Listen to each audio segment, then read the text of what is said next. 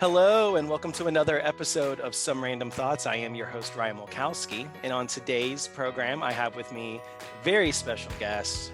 Cameron Bishop is on the program with me.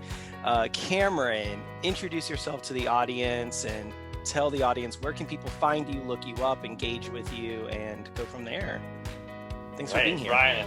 Yeah, thanks for having me. I'm You're so welcome. excited about this conversation. Me too. We've been internet friends for a while, so Yes. it's exciting to get to have an actual conversation with you. My name's Cameron Bishop. You can find me at cognitivetheology.com, as well as Cognitive Theology with Cameron Bishop on Apple Podcasts. I think it's on all of the various podcast platforms. Awesome. I'm a very new podcaster. Where are you on social media? So where can people engage with you?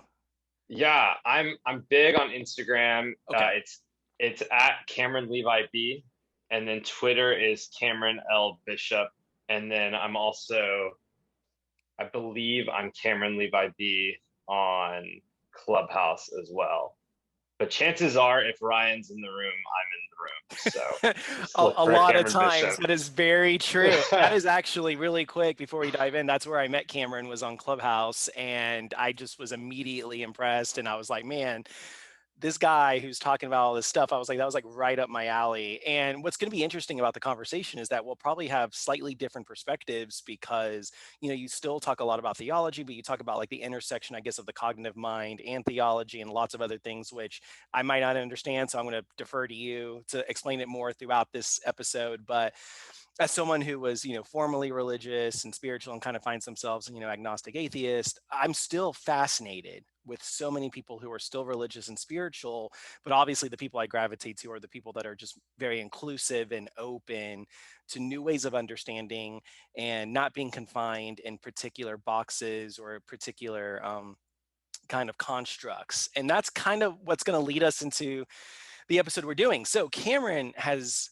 been very gracious and doing a revisit episode. So what you're listening to is going to be a revisit episode from season 1. And I did an episode called on Self-Reliance and Non-Conformity. And so Cameron's going to help me explore that. And we're going to unpack it a little bit more in more detail. And it's always fun to have a guest to actually talk to instead of just me talking to myself, into the podcast machine, if you will. So I'm just excited to have you. So the first thing I want to do is tell me what your basic understanding is of like self-reliance and non-conformity, and maybe those principles in particular. Are they important to you? How much of a value do you place on those? Do you think humans should in general have these as kind of virtues or values to, ascribe to or practice? Yeah, it's so funny. I've had this conversation a lot lately, Okay. and I got to give a shout out to another one of our mutual friends, Dr. Katie Blake. Yes, love. Because I'm going to be Katie ripping Blake, her off yeah. a lot today. Okay. Because we've talked about this a ton, and so I think a lot of what she has said and a lot of the research and work that she's done, I consider her someone who's come before me in terms of studying the mind. A lot of that is fresh on my mind and relevant, and so I think just right off the bat, like one thing that she talks about a lot that I've been researching quite a bit lately is just the danger of not being authentic. Okay. And let's unpack that. I think this is something that I still see people in society wrestle with. And I think there's increased polarization on many different levels, whether it's class structures, political structures, religious structures, basically almost any social construct there is. We're seeing an increasing polarization, and we're seeing increasing groupthink and increasing maybe loss of individuality and loss of, free speech and free thought. And another episode that I did was cancel culture and exchange of ideas, kind of maybe a decreasing of that. So, and yes, shout out to Dr. Katie Blake. Also, people in the audience, go check out Dr. Katie's work. She is incredible and is a wonderful voice. So yeah, Cameron, tell me about kind of the authentic self. Why is it important that people try to find their most authentic self? Why is that something that we should be doing instead of maybe becoming a part of the collective or a part of the group think, or just, losing ourselves in kind of a community or society or a belief system? Yeah. I'm going to venture out of my discipline a little bit, and then I'll kind of like I'll come back into it. I'll make sure to ride the wave back into it. But I Okay. think the most basic level of like, I think, therefore I am. Okay. And you see two very parallel philosophies. Like if you're studying the philosophers, like there's that, like that Descartes, that cogito ergo sum, I think, therefore I am. And then I think the opposite of that wouldn't be not thinking. The opposite would be like a very Nietzsche, if you stare into the monster long enough, the monster will stare back into you. Like, don't fight. Or if you stare into the abyss and then like, don't fight the monster lest you become it. And I think the first thing that we have is our self. Like at the very primal level, you said something very interesting in your podcast of, if you strip away all of the material around me and all that's left is me, Right. like, will I still like myself? Like, will I still be around myself? And that resonated with me, because that's like, when you talk about like cognitive science, like, and kind of the difference, like, I think that's important, is like the difference between like neuroscience is I'm studying the brain, the actual meat, like psychology is I'm studying what comes from the thoughts and the feelings and the behaviors, and cognitive science is consciousness, it's awareness. And that awareness is the first thing we have, and it's really what makes us human. And so when I deny what I'm experiencing through that awareness, that is so damaging to all three of those. It's damaging to my consciousness. Now I have a skewed consciousness and awareness. It's damaging to my thoughts and my feelings and behavior, because I'm not living out of what I'm actually experiencing. And it's dangerous to the actual brain. Like, you see actual brain damage from not being authentic. And so it's not just one of those like things of like, oh, like, it's not like a self-help thing of like, it's not good to not be yourself. It's like, there's some real damage going on. Like, conformity can cause some real damage. Yeah. Okay. That's really fascinating. So you're saying this is not just like an intellectual exercise or an intellectual concept, but that it can affect us on this conscious level. It affects us cognitively. It affects us physically. That we actually have physical ramifications if we don't live into our most authentic self. There's actually physical brain changes that happen in the brain, right? Is what you're trying to say. So this isn't something to be taken lightly. This is something to be taken seriously amongst all people, is living into the most authentic self. Where do you think, because you talk about theology, so talk to me a little bit about your work on cognitive theology. What made you want to blend your study, your professional study of, neuroscience, cognitive study, and psychology, and blend it in with theology? And what are some observations, I guess, related to self-reliance and nonconformity that you've gleaned from your study and from just talking to other people in your field? Yeah, I believe it comes from like a real strong desire to have the conversation. And kind of for some context of like running around in like the deconstruction community, I started like, my deconstruction story is a little bit different. And I started really like deconstructing, I think about 10 years ago. And at the time, it was really hard to find that community. And then I think when I found the community, there was so much pain and trauma. Yep. And you talk a lot about that polarization, but there was a lot of reverse polarization. Oh, tell me about that. Explain that a little bit. Yeah. So polarization would be, here's what's wrong with your group. Like, here's what's wrong with your tribe. And reverse polarization is identifying things that are true about me and becoming biased against those things. Really? So biased about what you perceive as true, you can become biased against it. Like almost, was it you're just ignoring is not a good word, but like ignoring or actually dismissing your own real thoughts and feelings and behaviors and attitudes. For what purpose do people do that? I mean, there's so many reasons for reverse polarization. Really, what it is, and I think what it comes down to for both polarization and reverse polarization, is people realize their own cultural incompetency. And they're trying to fix it. Because I think people want to be multicultural. Like, I think people want to be competent. Like, people want human connection. And they might just not have the tools.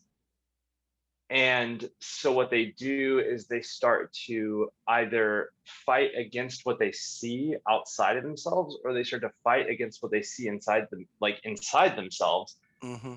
And what they need is someone to come along and invite them into the conversation. And for me, you see this a lot within religion of, I'm in many ways, one of the reasons I think I still identify as Christian, even if it's a very progressive Christian, Right. is that I want to be in that conversation. Okay. That's really, yeah. yeah. Yeah. So why do you still feel a draw? Because I have I'm going to be having some guests that don't lean religious, some guests that do lean religious, and so I'm always fascinated because I actually find myself still a part of these conversations that a year or two ago I didn't want to be a part of the conversations anymore. I went through Yeah. this time where I was just like, man, I don't want to deal with like any religious people. I don't want to like even think about religion, talk about religion, engage about religion. I kind of had this like burn it all down attitude. But I think the progressive Christians group that I like happened to find myself join on Clubhouse opened up my eyes to people like you and so many others who were just like such a breath of fresh air when it comes to we're all just trying to figure out our lives, and we're trying to figure out all the big questions of life and just make meaning and make sense of what's going on. And you guys kind of pulled me back into this conversation again that I didn't think I was interested in. So what for you personally, Cameron, makes you interested in theology still? And what kind of conversations have you been having, and what have been some of the fruit, if you will, for a Christian term, Christianese, the fruit of your conversations? Yeah. A lot of people have had really positive impacts on my life and who I am from various religions. Okay.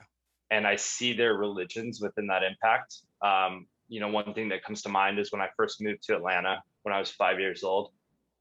I looked different. I looked different than the crowd in my neighborhood. And as a 5-year-old, it's really hard to kind of reconcile that. Yeah. And the family that was super inviting to us was, they were the El Shamis. They were an Islamic family that lived up the street. And we moved October 1st, and October 31st, they had us in their house for Halloween and walked us around to learn all the people in the neighborhood so that we could get the special candy, and made us chili. And I did that every year until we moved away from that neighborhood for, like 5 years of chili at the El Shamis every Halloween, and got to observe their prayers. I practiced Ramadan one year as an 11-year-old. Wow. Cool. Got to really learn, I think of the DMLs that were in my school who were Buddhist, who were Zen Buddhist, and getting to learn about like the Four Noble Truths and seeing that in the way of, like, I just remember like being in a store at 10 years old and their youngest daughter knocking something off the shelf and it breaking, and just seeing her virtue in action of like being not just willing to pay for it, but like almost demanding that she pays for what she broke. Wow. And so I just think I got to see a lot of religion, and within Christianity, like I was kicked out of that conversation. Really? Not being Orthodox, like my family was disfellowshipped and excommunicated. And oh my goodness. For me to carry the posture, and this has been some real healing, because I never stopped doing things like studying world religions and learning from them what I can and practicing them and teaching my children them. And that includes Christianity. I never stopped reading the Bible in my deconstruction. And it took a lot of healing to realize like they never owned this book, these concepts. They never owned this table, and they can kick me out of the conversation, but damn it, I'm not kicking them out of it. And on that day when they're ready to come back and be a part of that conversation, I want to be here. And I can't do that with polarization. Like if I'm, I can't do that, but I also can't do that by not authentically being me. Wow. Despite like what it cost. So, as someone who has seen, I think, increased polarization in the atheist community, and you see this one extreme of, it's not even extreme, but you just see this one side of atheists who are very multicultural, very accepting and inclusive, and Oh yeah. just want a seat at the table. And then you see this other end of like the anti-theist, the people that are just like religion poisons everything and there's no good in religion. It's like a complete depravity attitude, and that we need to just rid of all religion, rid of all practice, and just, if the whole world could just be atheist, then the world would be better. Where do you find some of the issues with, I guess, the more anti-theist leanings? Because you're somebody who still finds a lot of value in religion, and you are somebody who's just explained that you've had families in your formative years of development, childhood, who have made an impact, a lasting impact in your life. And they lived, it seems like, out of a deep sense of religion and a deep sense of obligation to their fellow humans. So what do people on maybe the more anti-theist side, what are people missing about religion? Like, what am I missing? Maybe let me just ask for myself and challenge myself. What am I missing about religion? What am I missing that I should be having, or is there like a value for myself? It's a freedom to be you. And the way that I see the world, I see consciousness as a spirituality, and I can't unsee that. But that doesn't mean that anyone else has seen it or needs to see that. Okay. And I would never presuppose that someone's life is going to be better with religion. Okay. So you're not necessarily saying that all people have to or should find value in religion, but you are saying that many people do, and that we don't need to be dismissive of that if it's bringing them to a more authentic self. Yeah. So my hypothesis is that I can take someone, I can take the most militant atheist and the most fundamentalist Christian, and those aren't polar opposites. That's not what I'm saying. That's just kind of the two examples that we, Yeah. like the example you use. So we'll just take like Yeah, right. fundamentalist Christian. Yeah. These are all examples and generalities. I know that we Yeah. miss things in the conversation, but we have to still have one. So yeah, go ahead. Yeah. If I could do something like get both of those guys really high, all right, and for a brief night, whatever they smoked it takes away the combative attitude or nature that they might have towards each other. And what you see them enter is a collaborative curiosity. So I'll say the hypothesis of my doctoral project, and then I'll just kind of unpack it with this example. Please.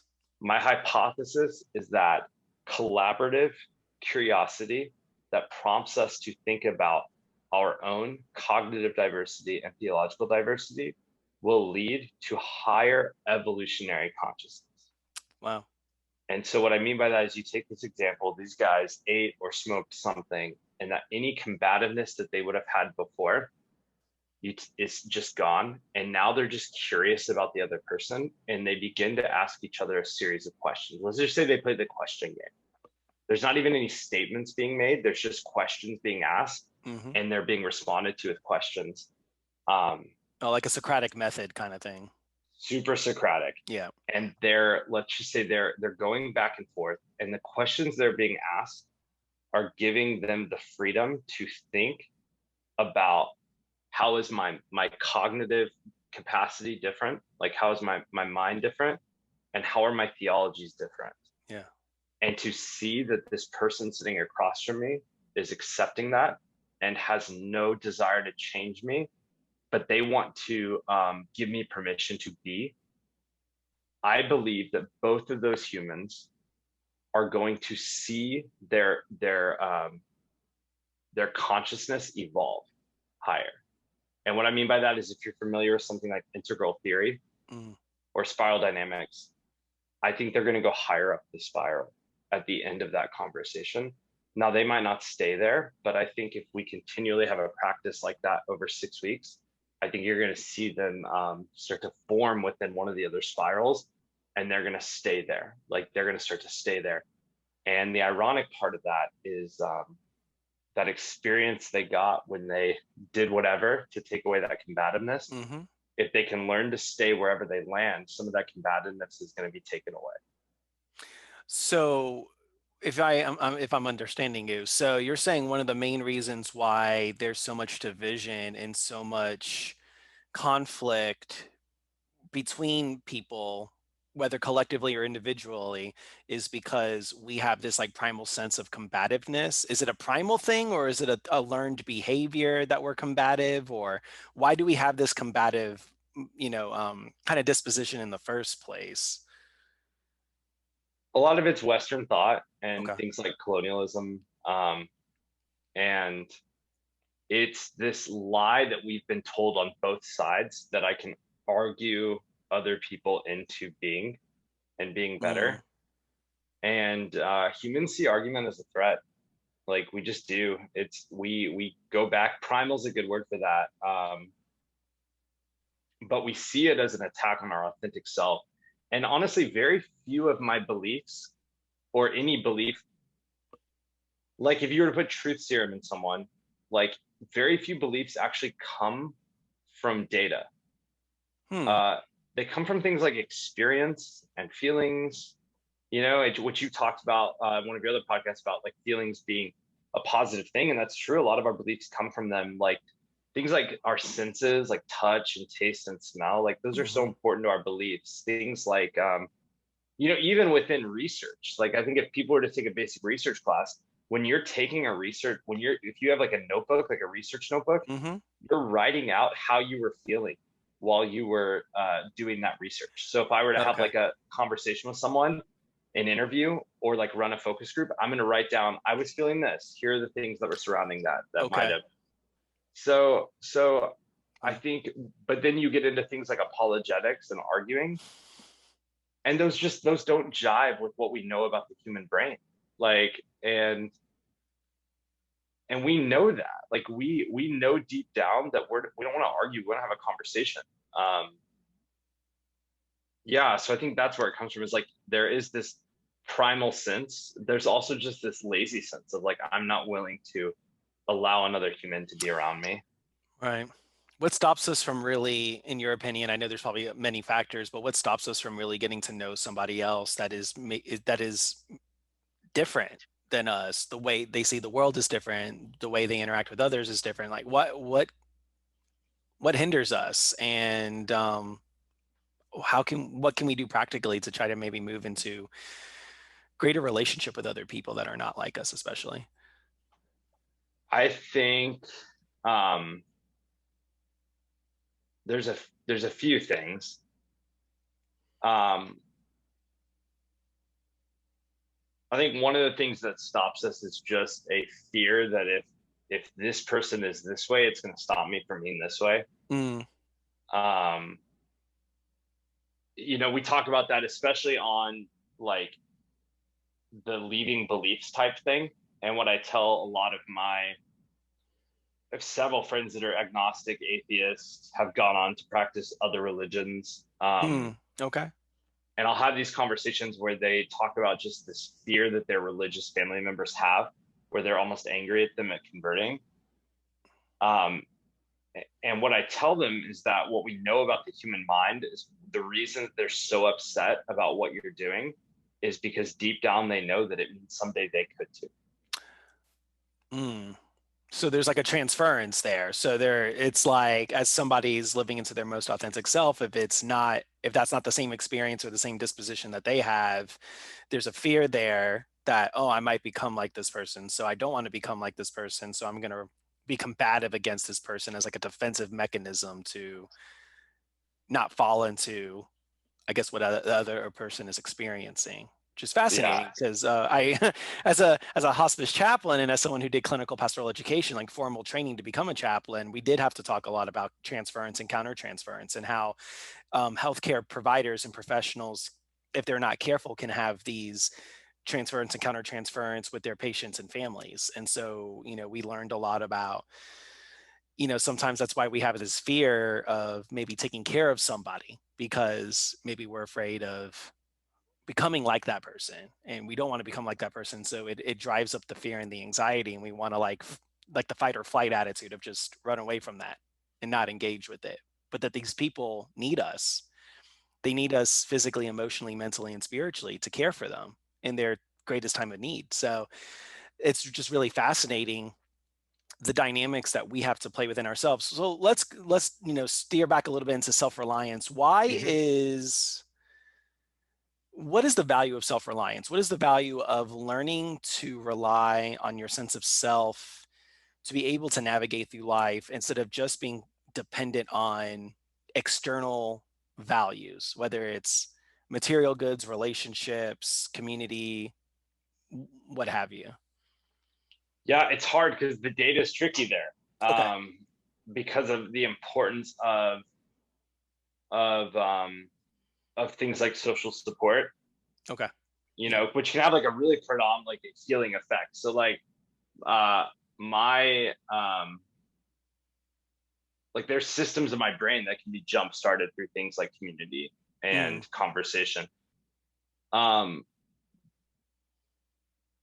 But that self-reliance piece of, I'm thinking about this concept that I was talking with Katie about of invisible support. Okay. Where it's this support of like, if we're talking about invisible support emotionally, it's almost like anonymous support. It's support given to where you'll never realize you were socially supported. Fascinating. Wow. It's really cool. I just started reading about it. Okay. So I don't want to like talk super authoritatively on it, but okay. I think if part of that self-reliance piece is using what is around us to find newer ways of being, of just realizing like the community around us, the conversations around us, the resources around us, and finding new ways to lean into who we are. I mean, it's like the pinnacle of like strengths-based psychology, right? Like if we can recognize what's good about us, like we're gonna function better. And I think that's an important part of self-reliance. It's just like learning to like use who we are. So just to make it clear, it sounds like self-reliance isn't opposed to social and community support, because I think some people have this misconception that practice of self-reliance or transcendentalism is to exclude everything external and only focus on the internal. But you're saying our brains there's parts of our brains where we develop those individually, and self-reliance helps us to develop those things better. But then there's also parts of our brains that rely on environment and community and other humans and being engaged with other humans in order to define those better. So is the answer, I guess, both and? It's not either or when it comes to what's more important, social support or self-reliance? Is that correct? Am I getting there and understanding? That's a great way of putting it. And to put like kind of an allegory or like a narrative there, it's the difference between hiking and camping. Like it's the difference between backpacking and camping. And especially like, this is really important with like the theology piece for like the work that I do. Okay. And I use this example a lot when I talk about like kind of the conversation. And so we've established that like with camping, like if you break the rules, you're either out of the camp or you can deny yourself and follow the rules, which is terrible. That's an awful way to live. Yeah. Most of my evangelical friends, most of my friends who grew up in fundamental religions live that way. Some of them continue to live that way. It's a terrible way to live. Right. With backpacking, there's freedom to be and find new ways of being, if I so choose. And so if me and you were to be backpacking together, we come across two trails. You could walk to one side, I could walk to the other, and maybe someday we'll backpack together again. Maybe we'll get to compare trails at some point, and I'll get to learn from your journey and you'll get to learn from mine. Wow. So there is that social support component. Okay. Yeah, to relying on myself, to be out on my own on a journey with the resources around me, including community. Wow, that's just fascinating, and I really appreciate the analogy. I think it makes it more clear to me in understanding the importance of the collective journey and also the individual's journey, and how it sounds like the individual's journey, when shared in community, actually strengthens the community's understanding And hopefully the goal would be to strengthen the community's compassion toward one another, and everyone's maybe aspiring to higher consciousness and higher awareness of self. But let's touch, in the time that we have left, let's talk about the theology, because even though, you still identify as a Christian, maybe more progressive and that, and I don't, but I was a former evangelical, conservative evangelical, and actually before that, fundamentalist, Christian, and then kind of going through that deconstruction, if you will. And I was in a progressive Christian space. And let's talk about what are some of the toxicity beliefs, the toxic beliefs of religion in general, but because we're talking from a Christian background, we can go with that. What are some of the toxic beliefs you've identified in your work, and what can we do to reform? I don't know if that's the right word, reform, or to dismantle and replace, whatever have you. What are some of the things that you've identified? Yeah, there's a lot. And that's been one of the hardest parts of my research. I actually haven't really said this out loud to anyone outside my committee. So, but part of the research that I do, like, is fielding who is and is not ready for these conversations. Mm, And some people aren't invited into them because they're just not ready. Like, they're not ready to be collaboratively curious. They still have an agenda, and relationships and agenda do not go well together. okay. Um, Let's expound on that. I think you just hit on something very, very interesting and very, very intriguing to me. So you said relationships and agenda do not go well together. Why is that? Why can't people have agendas and have genuine relationships? yeah. Um, I This is tricky, and it's so qualitative and messy. And I'm going to trust you enough to venture away from the researcher brain for a second and into the every every hope that I should have for you should be hopes that that some part of you has for yourself. Okay. And so if those would be just like common human characteristics and traits, like happiness, like I hope for happiness for you. Yeah. Fulfillment, purposes, relationships, love, like food, water, shelter. It gets tricky when I project parts of myself onto you. Mm, And that is what a lot of religion is for people, yep. is projecting a part of themselves on. And that sticks on something with like the idea of conformity and imitation. And feel free to reel me back in if I'm getting away from where you're wanting to go. No, But this like, is great. No, this is great. Keep on going, man. yeah, so like conformity has this problem of like, I am forcing you to be something you're not. Mm, And that's so problematic. And the lack of willingness to conform is a big reason why my family was excommunicated from our church. You know, it's why my children were told, "Hey, we're not allowed to play with you anymore." And wow. it's why we lost some of our best friendships. We lost, yeah, jobs, homes. Like, I mean, there's that unwillingness to conform Yep. comes with a cost, but that cost is so much less than what it would be if you were to conform. Conforming, you lose a part of yourself, and that you can't.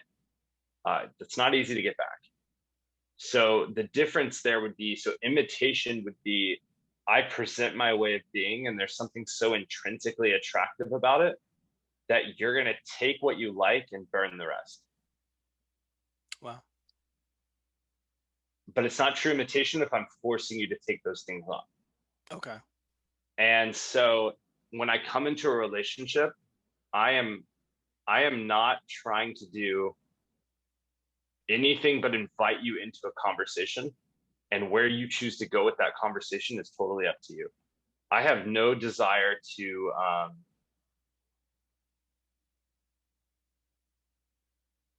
to like the word convert is just never will be in my vocabulary again. And I need my friends, like there are some of my friends that I need them to be atheists in order for me to be my best self, because I'm learning so much from them. Wow. Within that, like, and there's friends, my Baha'i friends, my Buddhist friends, my Islamic friends, if they weren't those, that's the problem. There's this great book I'm reading right now called Circling the Elephant. Oh, that is a And good book. I read it's that a so few good. years ago. Yep. Okay, we need to talk about that sometime, because it's been, We can talk about that at another time, absolutely. But no, it's share. blowing my mind. Yeah, no, share with But me a little that's, bit. yeah, it's blowing my mind. Like it's Okay. such a good book. Yeah. And part of that is that it's like this idea that like for so long, so many religions have been close-handed and unwilling to learn each other. But you can't truly be open-handed. Like a lot of Christians like to pretend they're open-handed. You can't be open-handed unless you're willing to say, I need these other religions to exist. I Wow. need these other religions to exist. I need them to. And the ironic, yeah, sorry. But yeah, No, so don't be that's sorry. part of That's that. just a really, it's just a really big statement that I think there's contention with. This idea that we have to have these religions exist in order for myself and the other person, whether we are Mhm. in agreement or not, to both maybe thrive and become our more authentic selves. I mean, that's the whole debate in the first place. It's why I get railed on by, I think, religious people and non-religious people, is because I try to find myself in this place where, look, my journey is my journey. And I no longer at this moment in time feel comfortable identifying myself in a religious belief system or community or practice because maybe of all the harm that it's caused me, the mental health issues that it caused me, the denying of self as I felt like my very self disappearing and getting lost, and me trying to reclaim my individuality, right? My self-reliance, and trying to not conform either also is a problem, because so many people want you to conform. So many people want you to just toe this party line, whatever that is. And so for you to make this statement that we need religion just as much as I guess we need non-religion, I don't know, for lack of a better word, like non-religious practice, is it's tricky, and it's going to come, I guess, with a lot of criticism. But maybe just circle back a little bit. You've shared from personal experience and I think from your professional research why it matters. But do you think there's a better way to do religion? Because I think my mind is still grasping in this moment that I find myself in, just seeing the toxicity of my former belief system, right? So let's just call it Yeah. fundamentalism or conservative evangelicalism, Christianity, the denial of self, the getting lost in community, the conformity, conversion.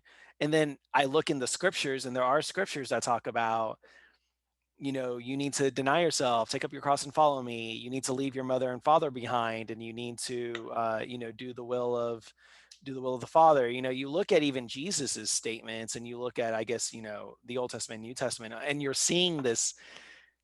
You see these themes of conformity. You see these themes of conversion. You see these themes of um, not being, I guess, self-reliant, or not holding on to an individualist attitude. So how do people reframe that? Like, what does that look like for it not to be that way? Because it's just hard for me in my brain to go, okay, I really am sympathetic to progressive Christianity that maybe doesn't espouse those particular views, but at the same time, I'm kind of seeing it in the book.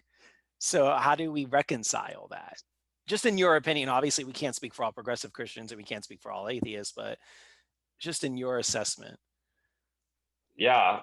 I'm okay with a lack of certainty. Like, and I'm okay with picking up the Bible and reading it uh and saying I don't know if I don't know if I agree with what I'm reading here. Okay.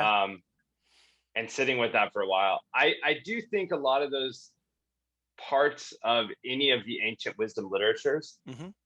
are teaching us something more about imitation I think there's a difference between denying myself and losing myself and not being myself. Like, I think there's something virtuous about deciding what I want out of life and the type of person I want to be. But again, like I'm not even trying to force my children to take up those virtues. Like, what my sole goal for a parent is trying to help them decide what they want out of their life, and being someone that provides them with the like emotional and social tools to accomplish that thing that they want out of life. Wow. And I carry that into like all my relationships. And so I think the two examples that I take would be like the Buddhist and the Christian definitions of suffering, where they almost define them the same way, but they have two different approaches. And there's times in life where you would need both approaches. And so like the Buddhist would say that all desire comes from suffering, or all suffering comes from desire. So if we can eliminate desire, then we can eliminate suffering. Okay. And I've had seasons in my life where that was just the best medicine that I could have, was just, I'm just going to relationships. Like when we went through this church stuff, there were relationships that I had for years, like throughout my entire like adult life. And I had to eliminate the desire to continue to have those relationships if I was going to survive. Wow. Again, I could spend all day, every day, thinking about those relationships and just like lamenting and trying to figure out like, how do I get them back? But at the end of the day, like those relationships were so toxic, and they were asking me to be someone I wasn't. And the best thing I could do is get rid of those relationships and get rid of the desire to have those relationships, to end the suffering that was going on in my heart. So that's the definition. The Buddhist definition of suffering is it comes from desire. Okay. Christians, and I think you see this a lot more in like Second Temple Judaism, would say the same thing, that suffering comes from desire. But their answer to it is, but some things are just worth suffering for.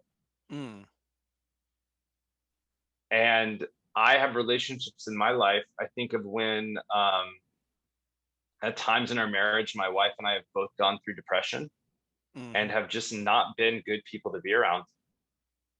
But we knew who the other person was, and it was just willing to suffer. We desired that relationship enough, and like for us, that was just something willing to suffer for. And so you ask about that tension, and yeah, that tension's there. And I think in the conversation, we find the answers to that tension for ourselves. And if it doesn't sit with us, well, then like, let's figure this out, because I bet something will. Like, I bet there is an interpretation of that sits well with you and honors who you are as a person. Well, that's really, really beautiful. And I just appreciate you sharing that, because I think, especially as you're deconstructing, you deconstruct to the point where you wrestle with just the hurt so much and the pain and the suffering so much that we almost don't see it as virtuous. We see it as just a plight of being in that environment. And we're trying to move toward, self-fulfillment and pleasure and other things that we might deem as good. But then you're also trying to say there's wisdom to be found, I guess, in ancient text, and there might be wisdom found in suffering. And so I think maybe just categorizing things as this is bad, this is good, is missing a lot of the wisdom that I think is found throughout ancient wisdom and modern wisdom, and just throughout kind of time of understanding human beings and collective. So I guess, what I just want to close with real quick, Cameron, is how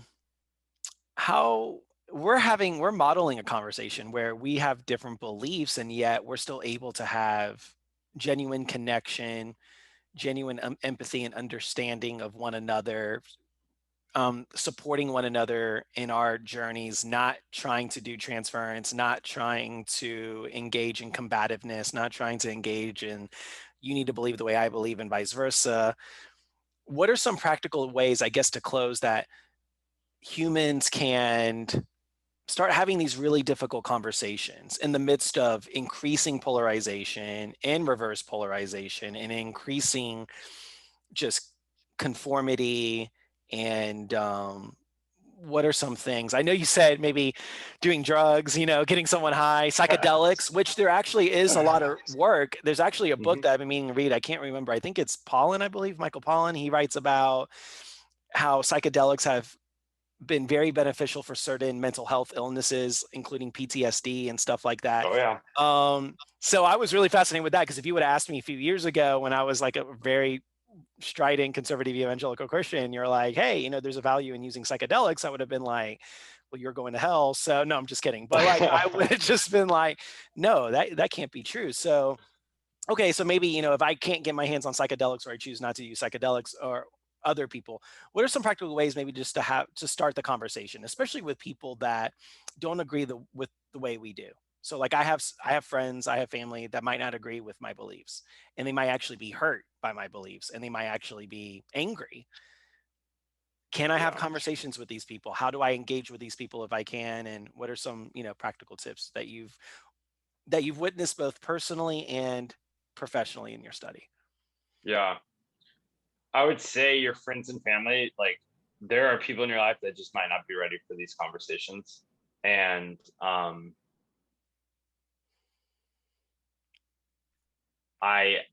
that is so painful, and I understand that. And it is okay to say your piece and move on. Okay.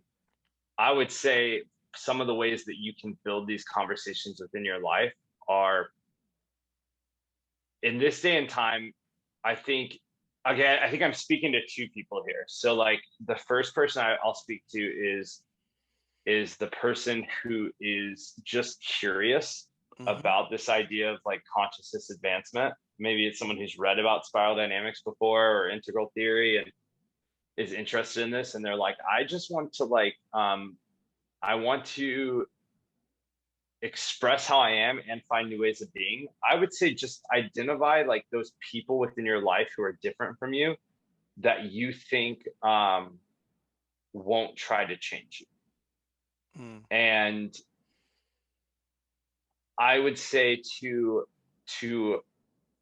a good way of prompting these conversations is to take a theme, and instead of asking, do you believe this? Saying, what about this do you believe? And I think like for some of these people that I've done like coaching with as they've been deconstructing, one of the exercises I have them do is I have them take an aspect of their either faith or lack of faith, whatever they're coming out of. Right. And something that they like is really important to them. So like, I'll take a Christian example, like, and again, like if this example has hurt you in the past, like I'm so sorry. And I promise to not allow anyone around me to use this example to hurt you. So if you're someone like listening to this and this example, like, so I'm going to talk about resurrection. And if like the concept of resurrection has been used to hurt you or make you deny a part of yourself or to scare you or to force you into something, I don't affirm that. And if that's ever around me, I will shut that shit down. And so I just want to kind of like make that commitment before I use that example. Okay. That's but like you get these people who like the concept, it maybe not even believing in a resurrection, but the idea of new life, new birth, of kind of that phoenix rising, or maybe even like a reincarnation.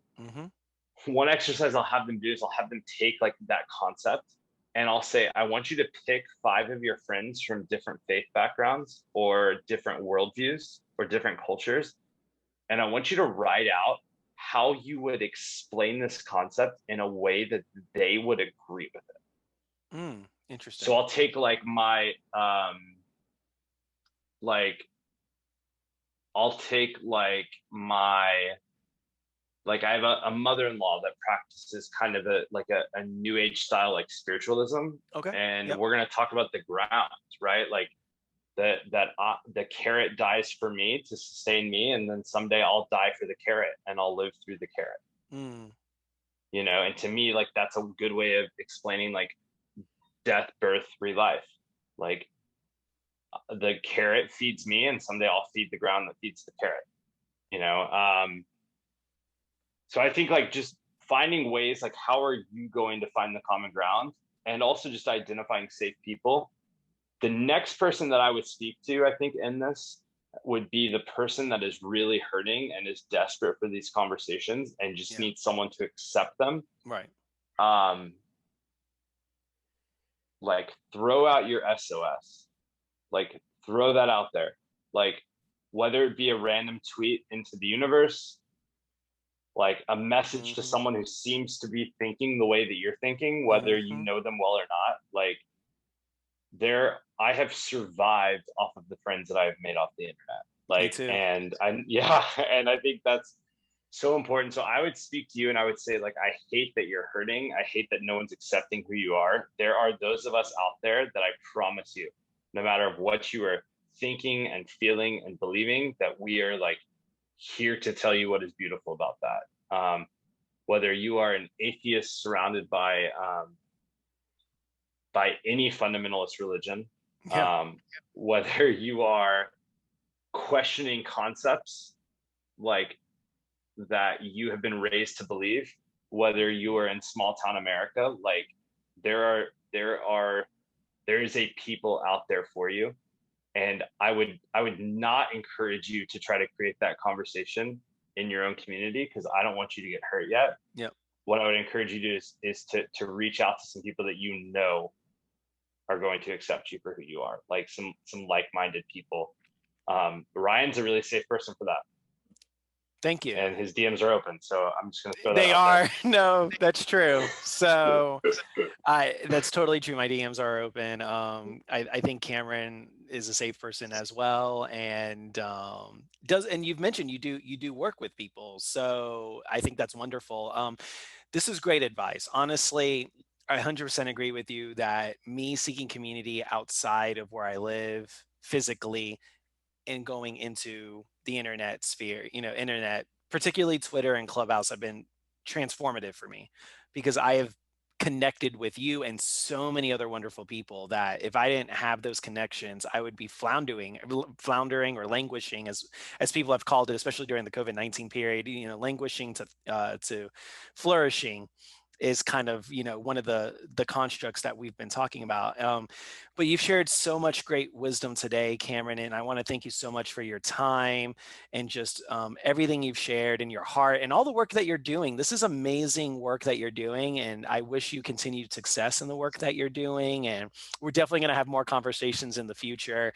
I think at the end, you sparked in my brain, I want to have a conversation maybe on like mythology or like the mythos of like religion, because I'm a huge Joseph Campbell fan, and all the constructs that we find, these commonalities that we find in all the world religions, and just maybe the way of understanding. So allegory and myth and all of these things, like you got my brain sparking when you were talking about kind of the resurrection myth, if you will. And you had an episode on cognitive theology on that, and you did do one episode on creation myths and stuff like that. So that's why I'm saying, people that are listening, please check out Cameron Bishop, check out his podcast, Cognitive Theology. It is amazing stuff. At least to me, I'm a huge nerd, so like every time I listen to Cameron, I'm just like wigging out. Like I love it, whether I'm in the car or at home. I'm just like so engaged. And Cameron, once again, thank you so much for being on Some Random Thoughts. I really appreciate your time and everything you've shared with us. Oh, thank you for having me. This is awesome. I appreciate the conversations that you're facilitating. I went for a run this morning and listened to 3 of your podcasts, and I was losing my mind the entire time with how awesome it was, and just you're doing great stuff. And these are awesome conversations, and I just am so humbled that you would allow me to play a small part in that.